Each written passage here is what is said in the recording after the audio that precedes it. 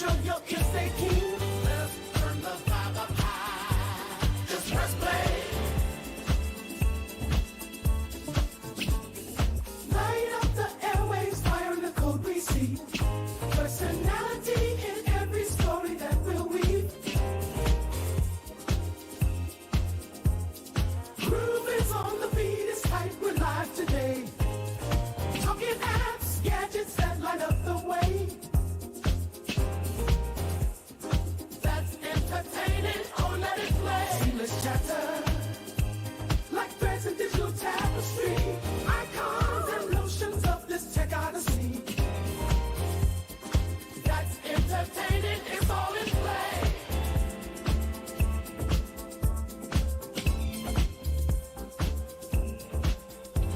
Now tune in close, the stories will unfurl.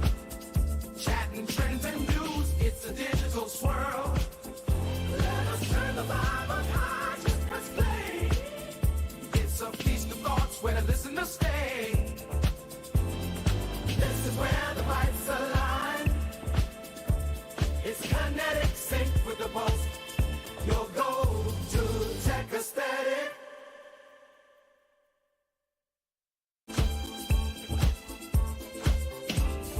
Let us turn the vibe up high. Just press play.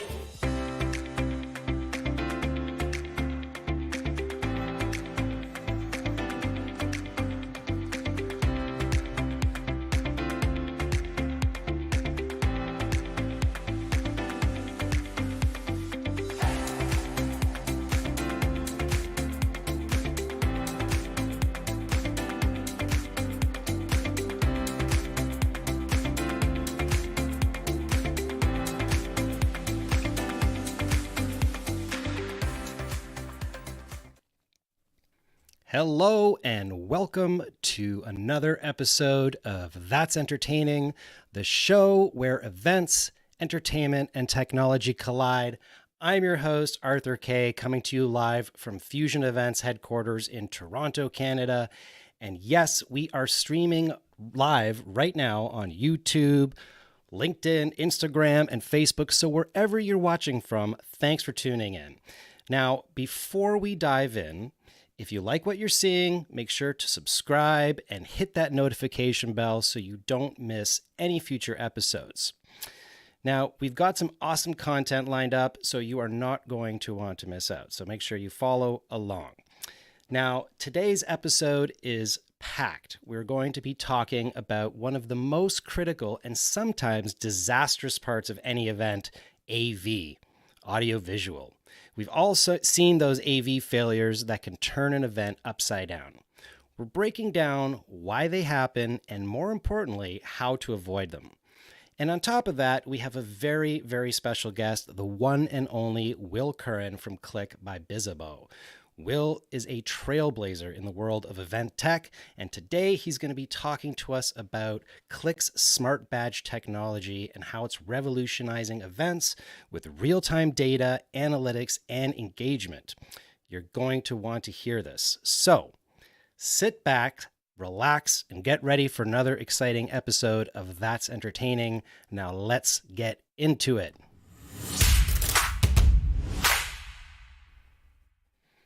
All right, folks, today I want to talk about something near and dear to my heart, AV, audio visual. You know, the unsung heroes of every event, the ones keeping the lights on, and most importantly, the mics working.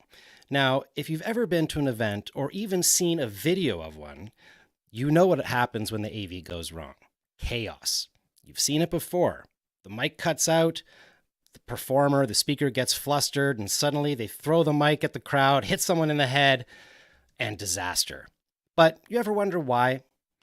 Let me show you what I'm talking about. Let's pull up a video here. Because to me, the most beautiful word in the dictionary, it's not love, it's not respect. Oh, and there goes the microphone. Apparently about 20 minutes of that went on, but I can't be sure of that. But regardless, the mic went off. Let's see how it gets dealt with. Hello.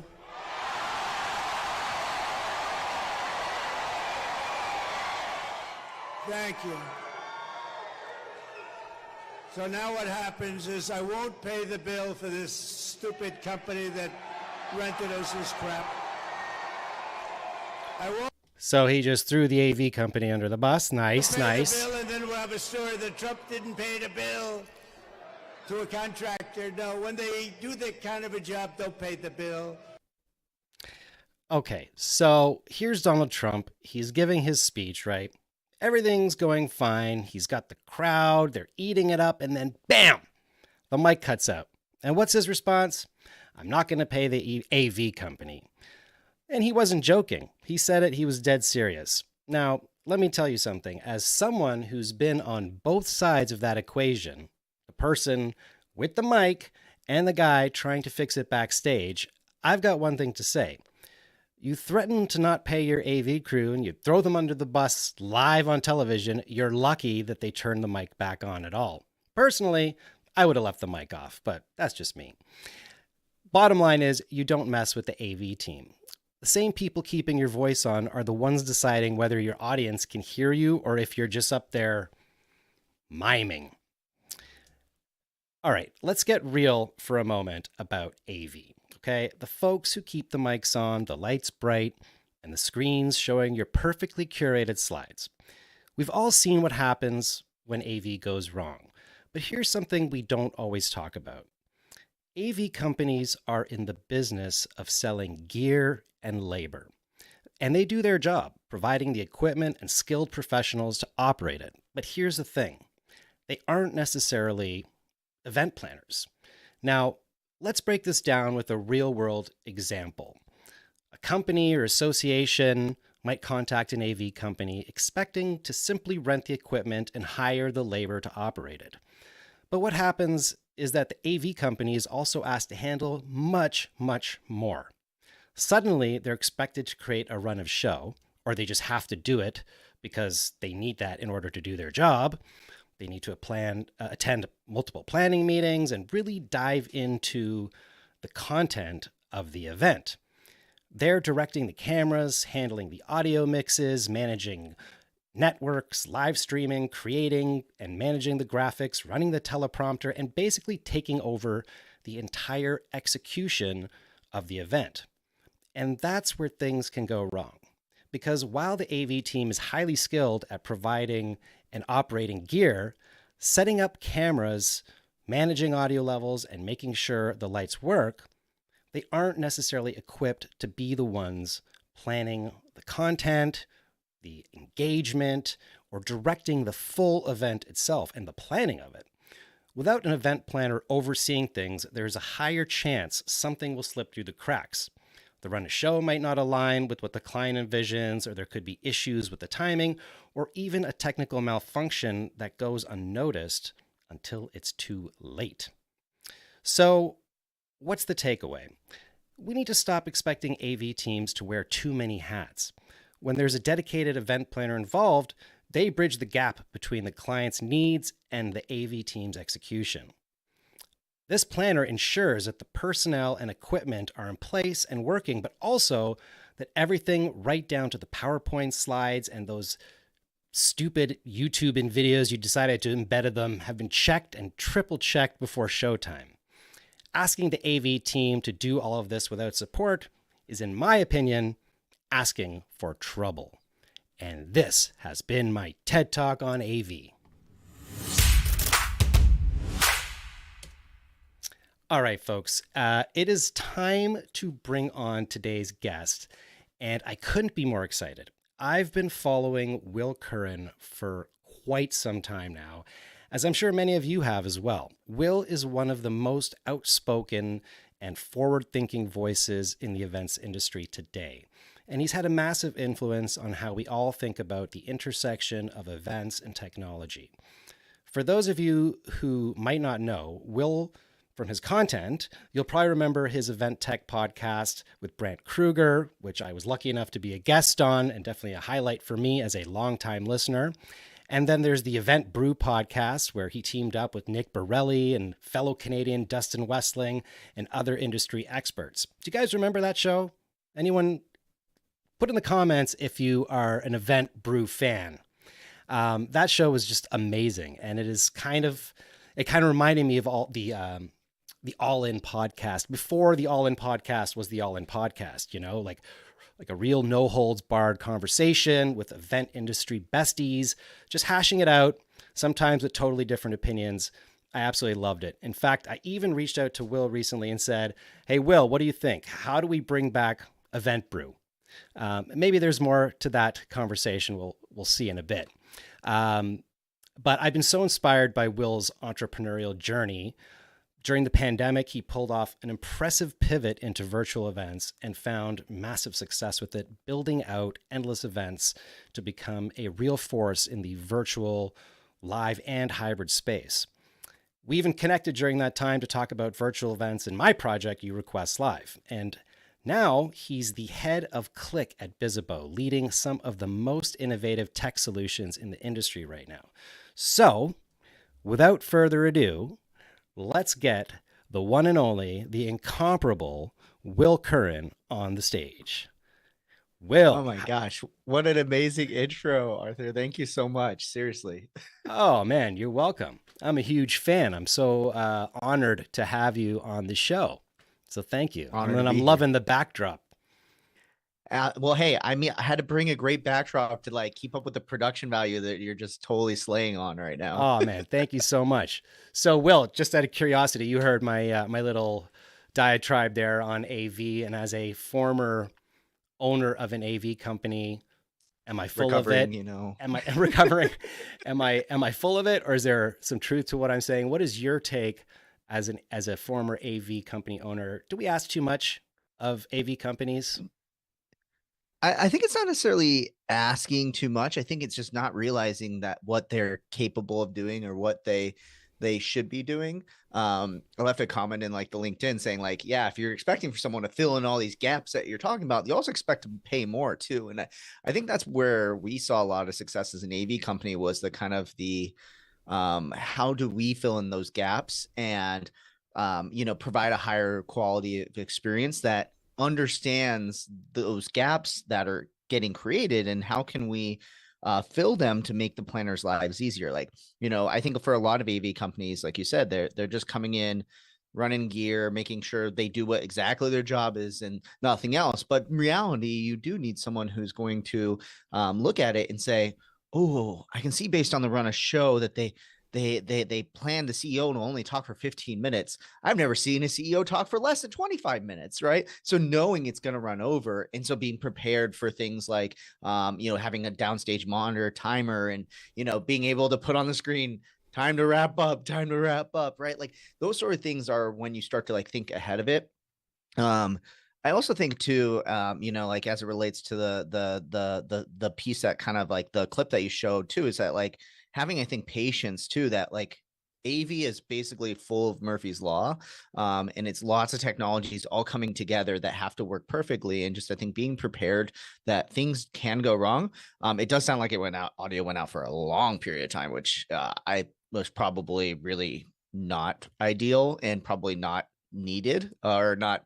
I don't know how to say it, like, but it probably was an actual, like, someone messed up. Human error. Yeah. Yeah, there was probably some human error in there. But it could have also been something too, where, let's say, for example, this is a high profile event, maybe having, to get nerdy for a second for everyone out there, having like a backup mixer, maybe the mixer, like just, shut down for whatever reason, again, Murphy's Law, but it's a high profile enough event that usually you have a backup for it. Well, it could have been something like the AV company said, well, we want to have a backup. And the planner looks at it and goes, well, that's $500. I'd love to save that $500. Let's get rid of it.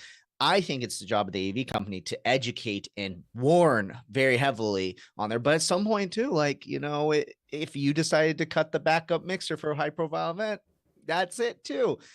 So it depends. And I know that it's not always crystal clear when things go wrong, what exactly happened. And sometimes it's a majority, like a multiple of factors, but I hope that's a helpful educational tidbit for anybody out there. And people also have to remember there's a real thing called AV gremlins. Yeah, for sure. Right? AV gremlins are just unexplained technical glitches that just make absolutely no sense, right? That happen. Yeah. Totally. Totally. I mean, And like you can see it sometimes even just like you're using your computer day to day. It's like all of a sudden something doesn't work and you're like, what is this? And it's I think it's just the way of technology, hardware and software coming together. absolutely. So now, before we get into my thought-provoking questions, I thought we'd do a little um, sort of icebreaker, and It's called Yay or Cool. Nay. Could be hot or not, whatever you want to call it. I'm calling it Yay or Nay, Cool. and I'm gonna give you I like it. some topics, some ideas, concepts around surrounding events, and you're gonna tell me Yay or Nay what you think and why. Are you ready? All right. All I'm right. ready. I'm ready. Okay, let's do it.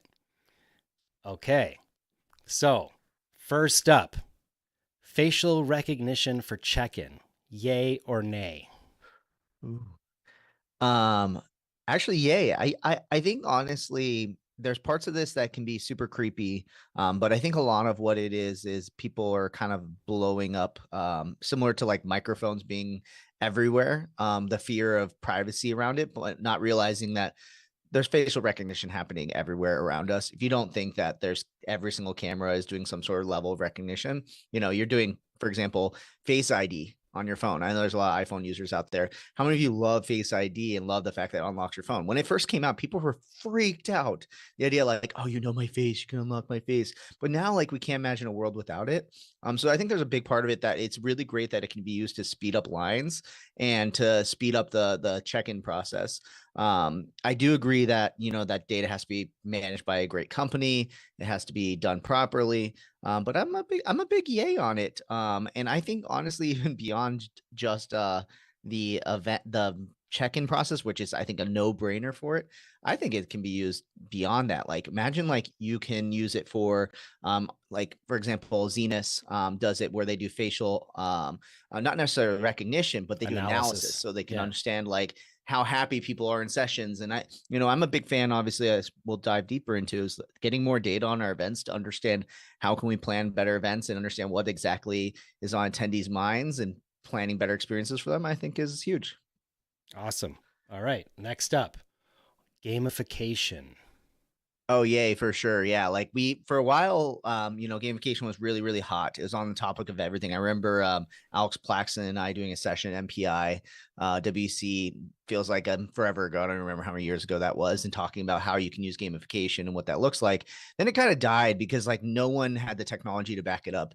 Everybody just kind of said, oh, it's about liking a post on this social feed inside the event app, and like it was all these actions where you gamify that didn't really matter, so it basically fell to the wayside. But not to sell on Klik too much at all, but Klik has built a system that allows you to gamify the actions people actually care about. Like you can gamify people actually physically meeting each other, gamify meeting with exhibitors, gamify actually attending sessions for a majority of the session, not just RSVPing for them. So I think gamification, if you have a great system that motivates the behaviors that matter, it's absolutely powerful. And I've seen it increase networking by 500% compared to not having gamification. Wow. Yeah, I'm also one aspect of gamification that I don't think people really talk a lot about is the gamification of the content.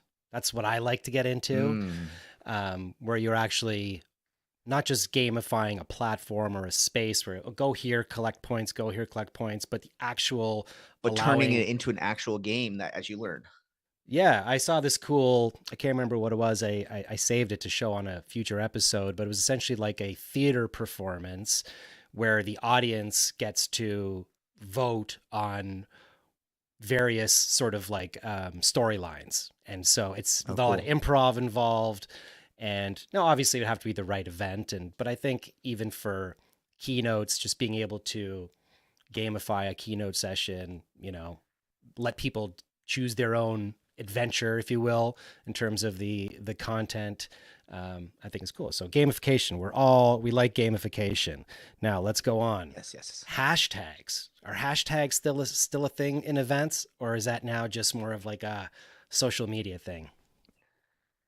Yeah, I think it's more of a social media thing. I mean, like being able to tell people to tag something with one post and you can quickly find it like on LinkedIn to see everybody who's posting about this one event. I think that's really, really great. Because sometimes too, when you're an outsider, you sometimes want to see what the impact of the event is, who's there, all these things like that.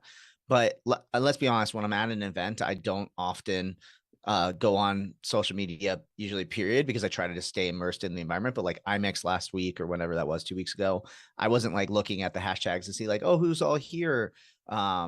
But when I was posting about it, of course I'm tagging it with it, so it's kind of like this necessary evil. But I'd say it's not something to overthink, and a lot of times just making sure that you choose one simple hashtag that's very obvious. And honestly, I think putting the full year, like so many times people do hashtags where they'll put like IMEX 24. It's like, look, just to put IMEX 2024, so there's like no doubt about it that that's the actual hashtag. And again, just make it super simple. All right. Hybrid events. A lot of talk about hybrid events. Seems like every event is sort of a hybrid event now, but what do you think? Yeah. There was a lot of hype Yeah, around hybrid. I think that there was so much potential for it, and we lost it a lot because of budget constraints. I think also about confusion as far as how the technology all works, and going back from spending very little on events, because let's be honest, you can produce a virtual event much cheaper than you can an in-person event. I think when we made that transition, we lost our big chance to make hybrid huge. However, I think there's a huge amount of value in being able to help reach audiences that aren't there in person for diversity reasons, for sustainability reasons. But also too, like, let's go to the age old idea of like, hey, let's live stream a couple sessions from the event. That everybody worries that by live streaming the event, your ticket sales are going to go down because people will just stay at home. When in fact, it's the opposite. When you live stream an event, it's basically a marketing advertising channel. And if you look at every single music festival that's currently recording or live streaming all their sets that are happening there and then publishing them, they're basically giant ads for why you should come check this festival out. So I highly believe that same idea can be brought to conferences. And I want it to be bigger, but it's not as hot as it was. So it's should be yay, but currently a nay, especially if people don't know how to budget for it properly or aren't thinking about those things. All right. So this is the first nay. Okay, good. LED wristbands.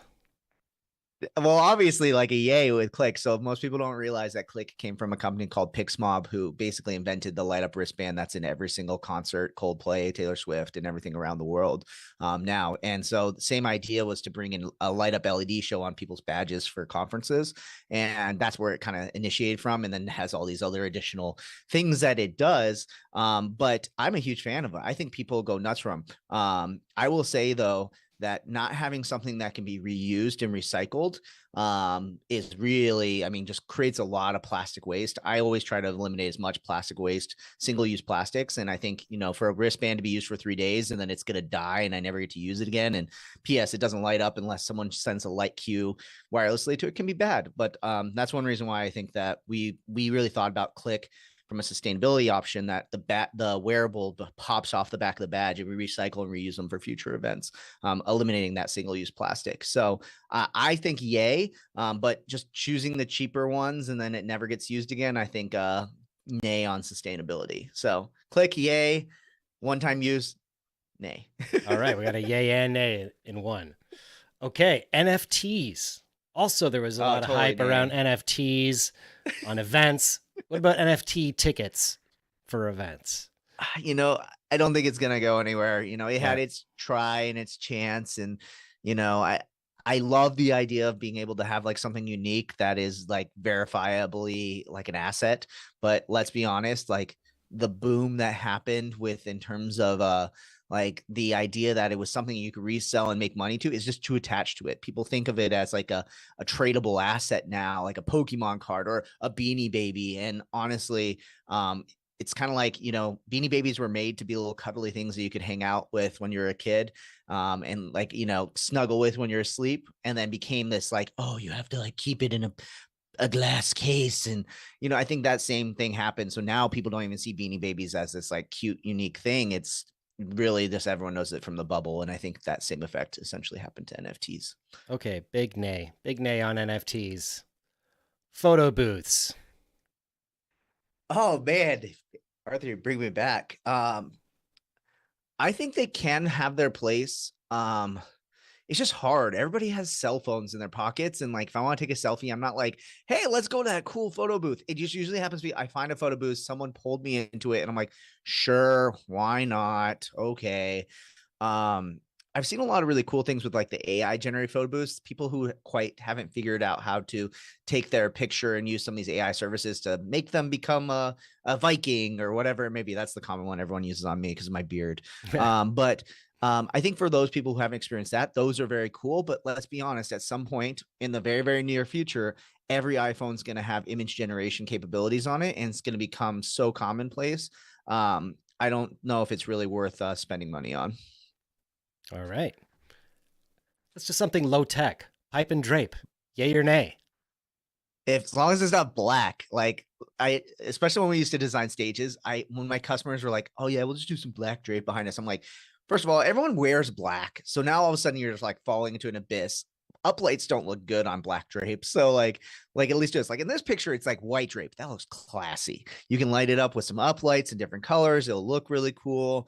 If you're doing like a circus theme, like you can do some red velvet, stuff like, or a movie theme. There's some really cool ways to do it. And I think it's one of the most cost-effective ways to like dress up a space that isn't exactly great. It also, now I'm becoming like a fledgling little audiophile now.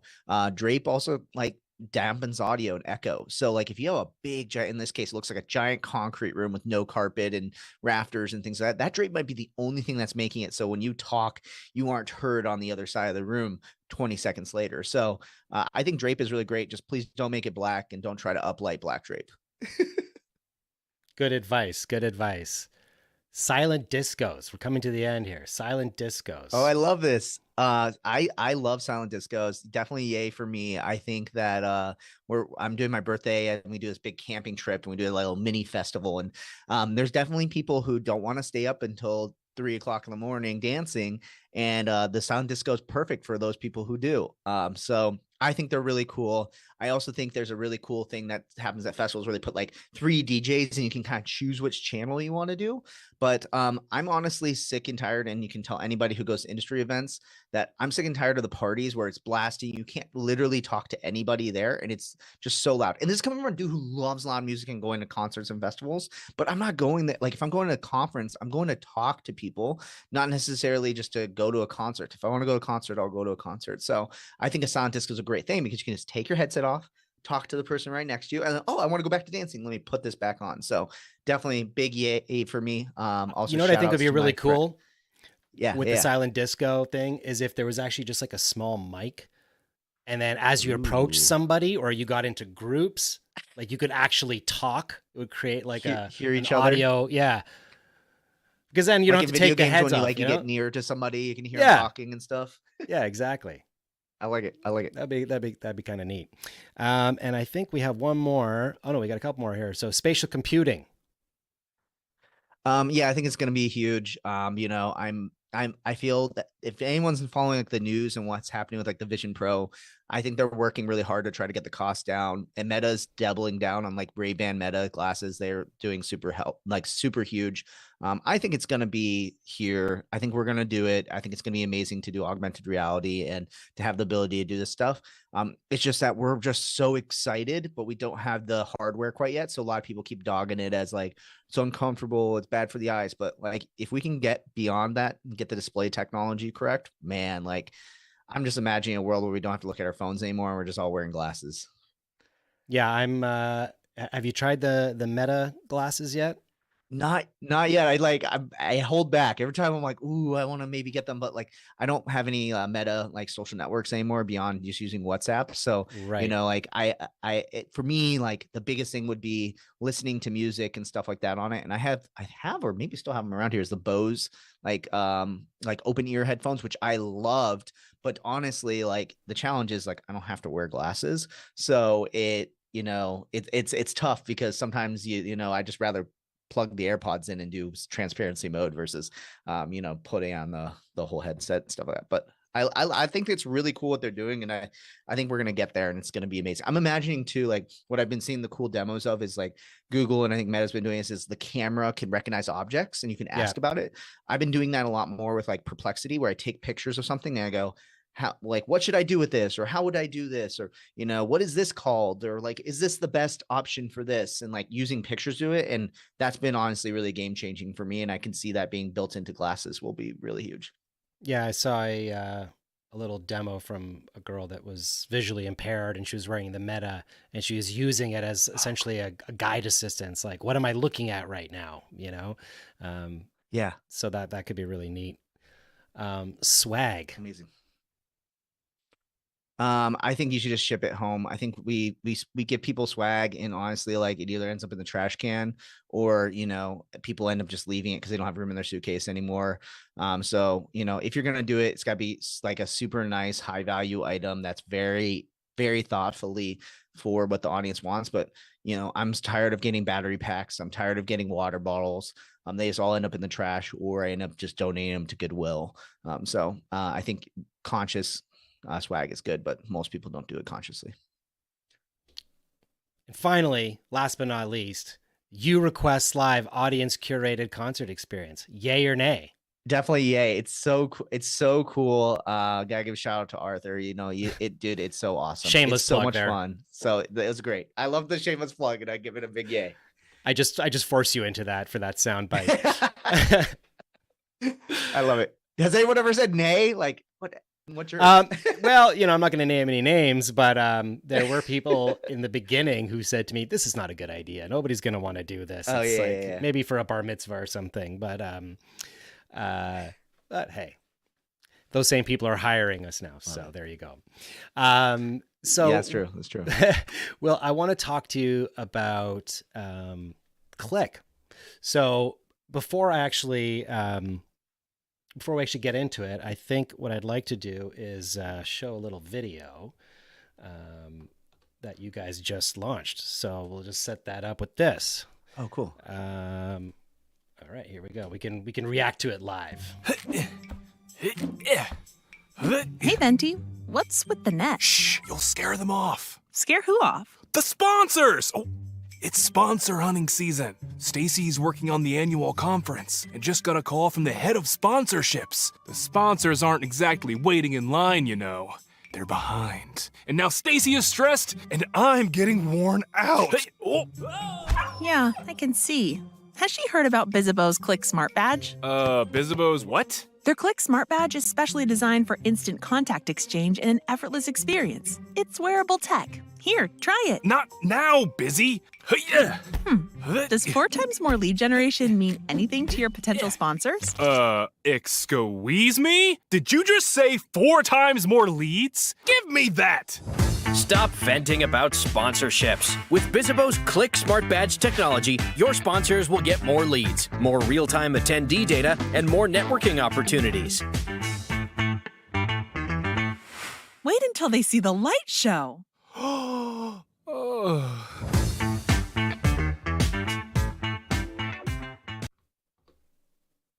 Congratulations, you get the round Shout of out to our team applause for making that awesome video. So explain to us what Klik is. I mean, obviously the video kind of explains it, but I want to dig a little bit deeper. I have some questions of my own. So walk me through it as an attendee. How does it work? Yeah. So essentially, what the problem that we're trying to solve is very multifaceted. And the thing to know about Klik is that it doesn't just solve for like just sponsorships or anything like that. But in this case, with the video, we decided to focus in on that.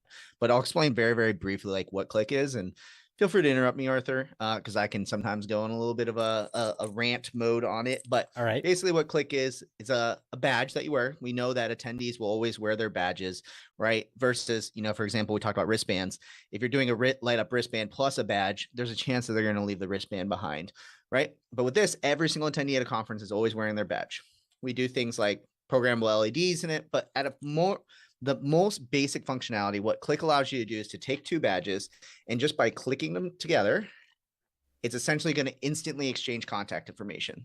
So for attendees, this solves a major problem that is right now, who carries business cards, first of all, but then second of all, like, if you're saying, well, I'll just use my phone to contact exchange. Well, who also wants to pull out their phone and be distracted by all the notifications and everything coming on in? So let's make it so people can be really in the mode and really be in the zone when it comes to the event and just instantly exchange that information with each other and then continue the great conversation that they're having. So that's at the basic level what Klik solves. That then pairs really well with the fact that it's a lead retrieval device for exhibitors and sponsors, because we've now made it easy for people to exchange contact information and made it actually really, really fun to do, because you get this LED light dopamine hit every time that you contact exchange. Exhibitors and sponsors are going to get more leads. We also developed a device. Yeah. Question. I'm going to stop you for a sec. So I, as an attendee, how do I retrieve my leads? So that's the genius part about it, is that what we do is we integrate it into your existing mobile app. Obviously, we'd love for you to use the Bizzabo Experience OS in our mobile app, but we do integrate with any mobile app that you have. And essentially what we do is we create a timeline. It shows you a history of everybody you've met, all the sessions that you've attended, all the touch points you've clicked. All that stuff is in one single like kind of history for you to know, like, here's the people I met. And when you click on them, you'll see all their contact information that they've provided in their profile and all that fun stuff. And how does it know where I've been? So based on the exhibitors' badges, or do they need to have a physical device which monitors the sort of traveling of individuals throughout the space? So in terms of, you want to know a little bit more about like kind of the location tracking aspect of it. Yeah. So location tracking is just done passively. Essentially, we set up, it's all Bluetooth wearables. So essentially what we do is we create little wearables on the walls of different spaces that we want to track. So for example, the general session room, each breakout room, maybe a meal room. So you can track how many people are actually eating the food that you actually are spending lots of money on. And what it does is when every enter inside that space, those pick up that you are inside that border. And that's how we know where you are and how long you spent there. I find this to be really privacy focused, because we're not tracking you all the time. It's only where the organizer has chosen to build those borders and those boundaries using those physical devices that are like, little pucks that we put on each wall. Right. And is that something that Bizzabo or Klik comes and manages on site, or we just send off, here's your badges, pop these up, stick them on the wall where you want to track attendees? Yeah. So right now it's a managed service. So it's all like white glove. We take care of everything for you, set it up. We provide you a project manager who helps even break down the data day to day. Eventually at some point, we'll get to the point where I think all planners are used to having iPads with lots of data and dashboards, but a lot of times just having someone there to help you identify trends within your event is helpful. But it is a full managed service right now. We want it to be easier to set up and more seamless as well. So we've heard that a lot from customers. But right now it's a full service where we take care of everything for you. You don't have to lift a single finger. So as an event host, there's not really much required. No. Just hire you. Have that mindset, Yeah. And tell me about the data from the event planner side, from the event organizer side. So what data are they getting, and how can they use that data? Because, sometimes it's like you get all this data for sure. And it's like, well, I guess now with like ChatGPT, you could just pop those reports in and be like, analyze this data for me. Yeah. So there's a couple of things. There's a lot of different pieces of data that come in. So I'll just talk about like maybe a few highlights of my favorite metrics that I like to watch. Since I do kind of was a planner, recovering planner, and everything like that. So when it comes to it, yes, we can give you the raw data and you could just pump it into a LLM model like ChatGPT, and it can figure out some trends that are happening there. But there's some very, very easy metrics that we actually give you on a dashboard that you can track. So let's start with, for example, that location tracking data. So we've developed basically the ability for you to track dwell time of different areas. And then because we import your session data as well to understand when things are happening within each of those spaces, we can tell, for example, what's the average dwell time of a session?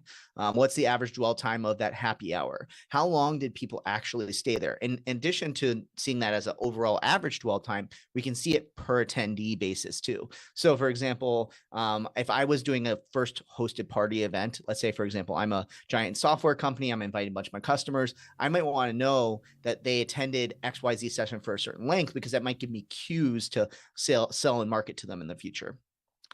Another way to use dwell time too is tracking. For example, I said the meal room. I tell planners you should track the meal room wherever your food is.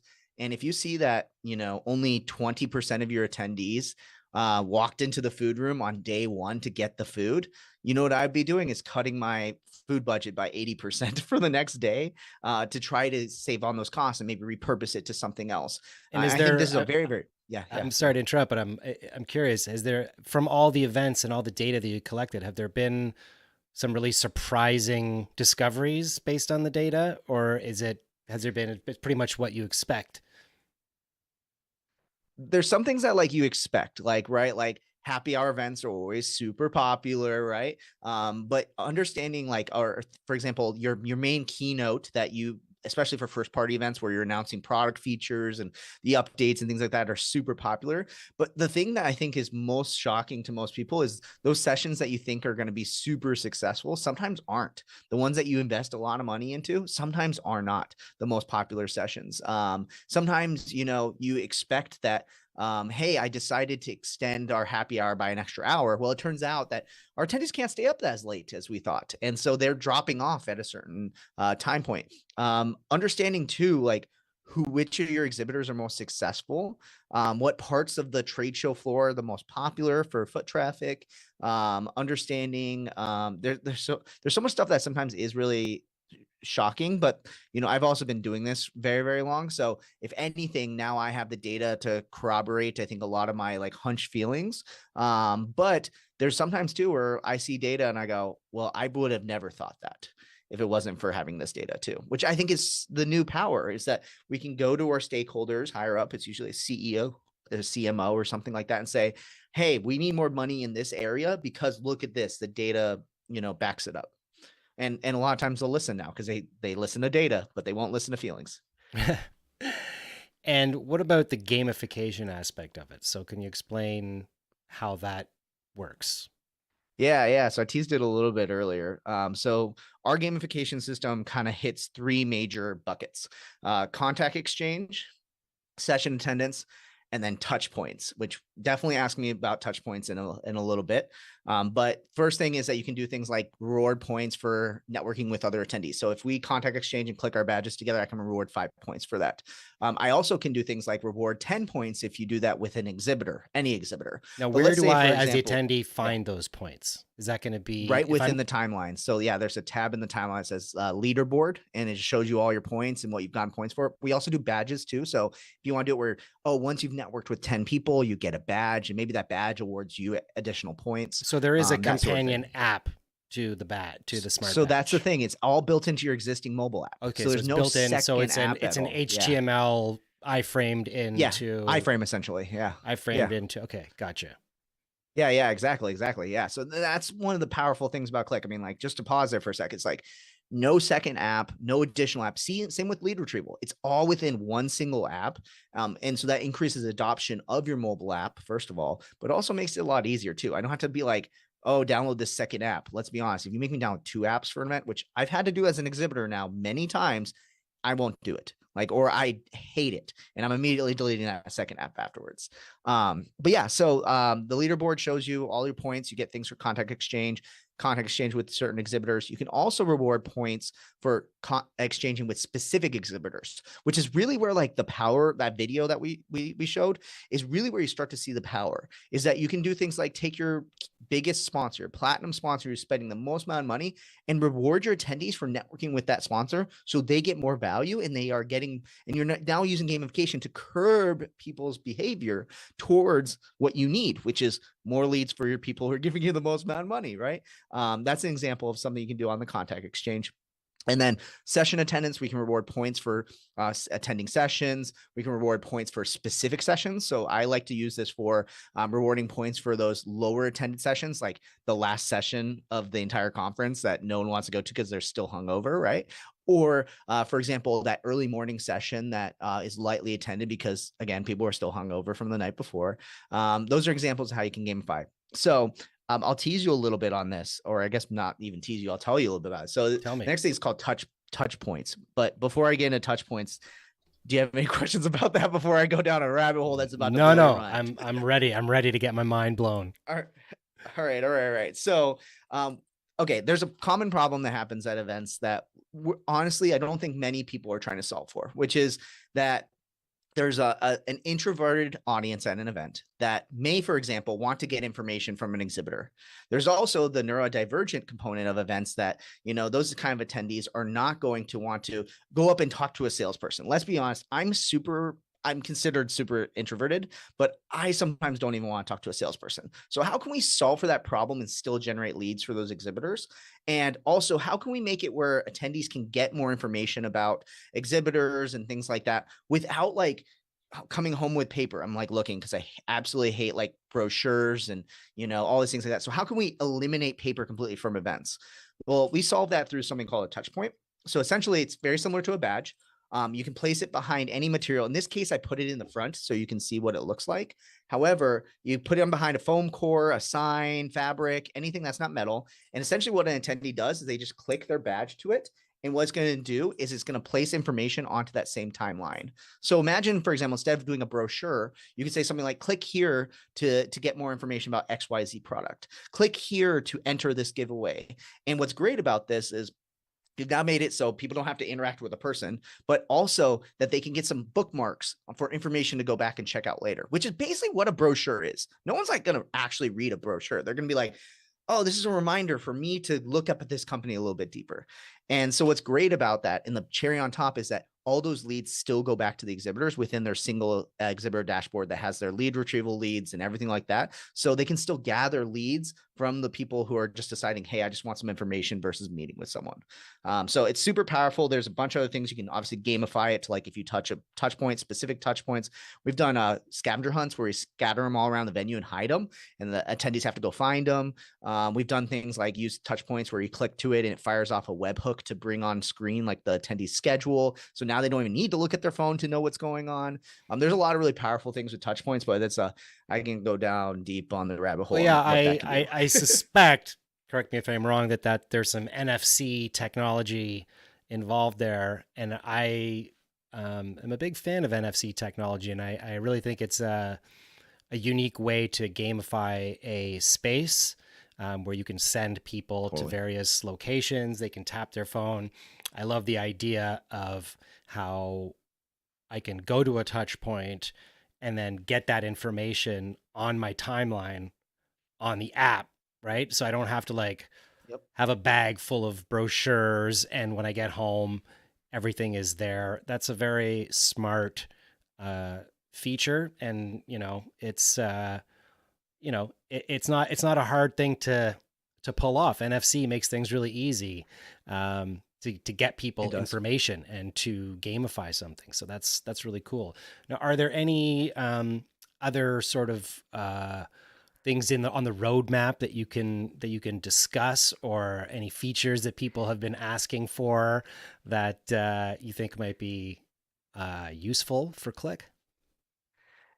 So we do a really great job at Bizzabo, and I was told this very early on. I'm a guy who loves looking at the future and talking about the future, but it's very ingrained in our culture that we don't love to promise things, even if we know it's coming out in the next year, just because timelines shift, customer needs shift. Sometimes things would even move up earlier, so we don't technically do that a lot. I will say that I have talked about something that we have heard a lot about and is very important on ours, and that we want to make sure it's focused. If you have a keen ear, if not, feel free to rewind and go re-listen to what I talked about at the beginning and hear me talk again. But there's a lot of really cool things. But for me right now, with Klik, and this is the reason why, so for those that you talked a little bit about my journey from being an agency owner to now coming over to Klik, but I left the agency and I had a few months where I was I'm enjoying retired life. I'm done. Like I'm good with life, you know? And honestly, I got pretty bored, but honestly, what got me to come out of retirement was when Alone reached out to me and said, "Hey, do you want to go to market for Klik? And do you want to be a part of Klik?" And I was a customer of Klik's and I knew the power of this. And so when he said that, I was like, yes, because this technology is already so far advanced compared to anything out there that, you know, as much as we are developing and moving things into the future, there's nothing quite like this that adds value to the attendee, that adds value to the exhibitors, and adds value to the organizer. And you know, if I think it's really hard these days to find a technology that really can make everybody happy and make the budget spend that we're going to put towards it worth it. And I think Klik is one of those things. And I like to say that it's what got me out of retirement. So as much as I would love to talk about where things are going in the future, like right now, we just want people to start using Klik and give it a try because it's so game changing for events. And we're so light years ahead of where any of the competition is. Sorry, guys. I tried. You didn't give me much. Okay. I tried. But we do know that there's some very, very cool tech already there working and in place that you can get on. So definitely, if you are an event organizer, you plan large events that require networking and exchanging contact information, definitely check out Klik by Bizzabo. Now, Will, I want to switch gears a little bit, and because you are, you know, a veteran in the industry, I want to ask you for, you know, the people who are newer to the industry, you know, what advice you have. Because let me reframe that. If you were starting in events today, how would you approach things compared to how you did in the past? Do you think it's a different game today coming in to get yourself noticed and to get out there in the events industry? Yeah, I think it is definitely. Like, I mean, if you were to say it's exactly the same, I think you would be. Everyone know that's not true. Everything's changed, basically, especially post COVID. But even like year after year. But what I would wish I would tell myself if I was starting is that like we focus so much. We are so excited about large events and these massive budgets. And let's be honest, like that's what really wanted me to like grow my company was like, I want to do big events like that. But in reality, there's a lot of power right now in small, intimate experiences that are highly impactful. So if you can be somebody who can execute lots of very, very highly impactful events, you can be just as successful as the planners who are behind the largest events in the entire world. And so if I was starting in the industry, I would focus on being successful with that, and proving that, because organizations are looking for more hyper local events. They're looking for more intimate experiences. And let's be honest, as attendees, we don't always want to travel. Like I don't want to travel as much as I used to when I was at the peak of my industry work. And I think that for being able to create like a local experience here in Phoenix that was highly impactful can be just as special as me going to a mega conference. So that's one thing I think that's important. And I think the other thing is that data's, I mean, again, this supports a lot of like why I chose to go after Klik, but like using data as much as possible in your process and using that to choose where your event goes, even if it's as simple as like having a really great survey. Let's be honest, most people don't answer surveys, but like having a really great survey that tells you where you need to be sending your event. I think a lot of where I had was like I had to work through a lot of trial and error of like, let's try this. Well, I learned that was a bad idea, and now I know never to do that again. But in reality, like you don't have to make the same mistakes as long as you use data, I think, to back up your decisions. And I think that's what's going to allow you to scale up faster in the industry, because right now marketing departments are investing heavily in events. And if you can go with it with data and from a marketing mindset, you're going to be really successful and move through the ranks faster than I ever did. I'm trying to maybe, for example, focus on social events or anything like that. But that's probably a longer rabbit hole to go down to.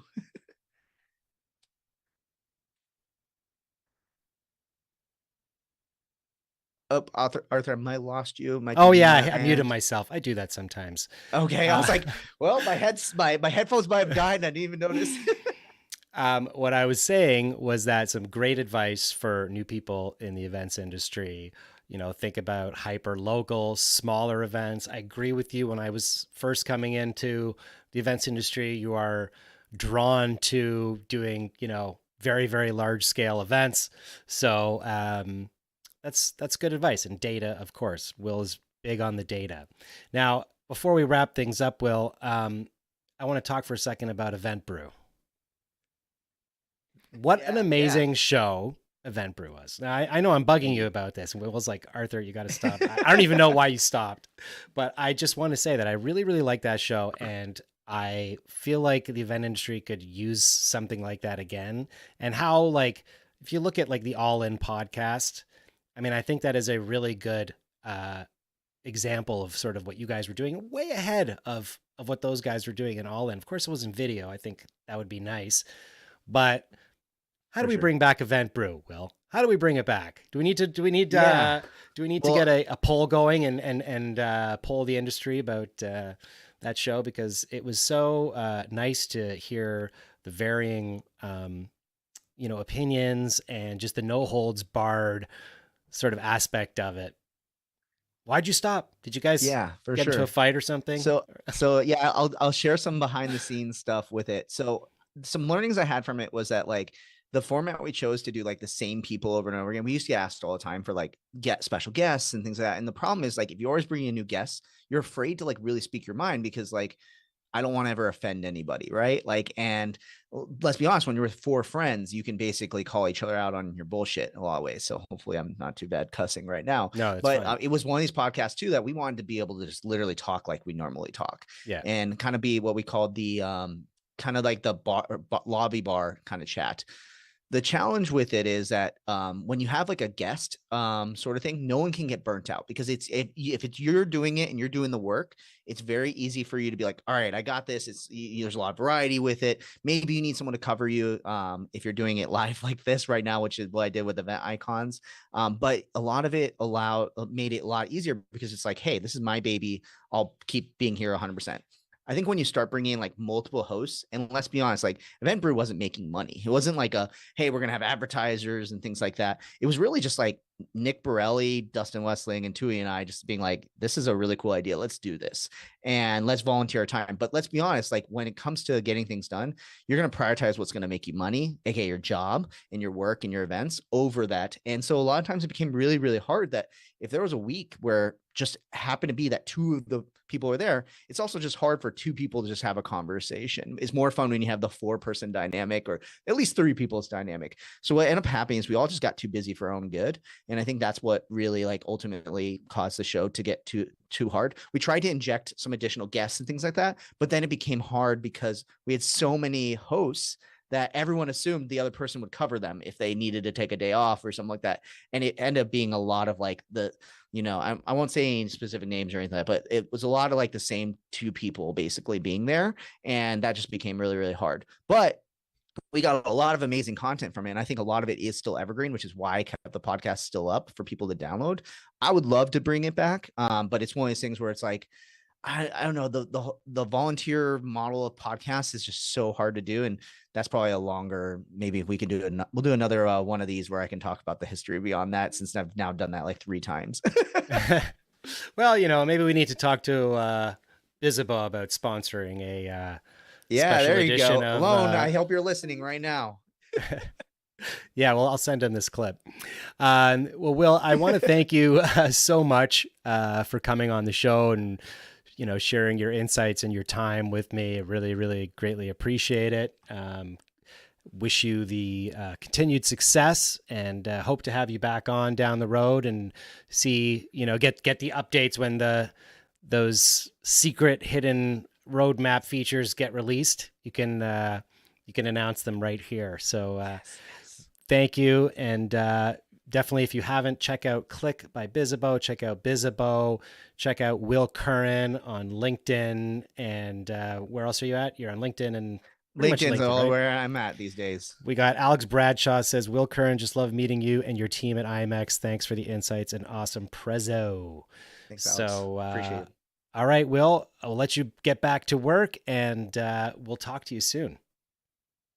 Thank you so much, Arthur. All right. Ciao. Okay, well, that brings to conclusion another episode of That's Entertaining.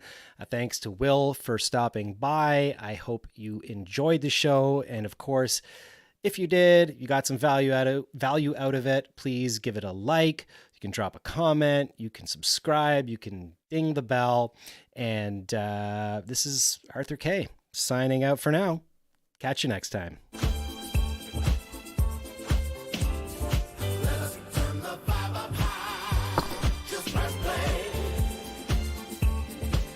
Keep it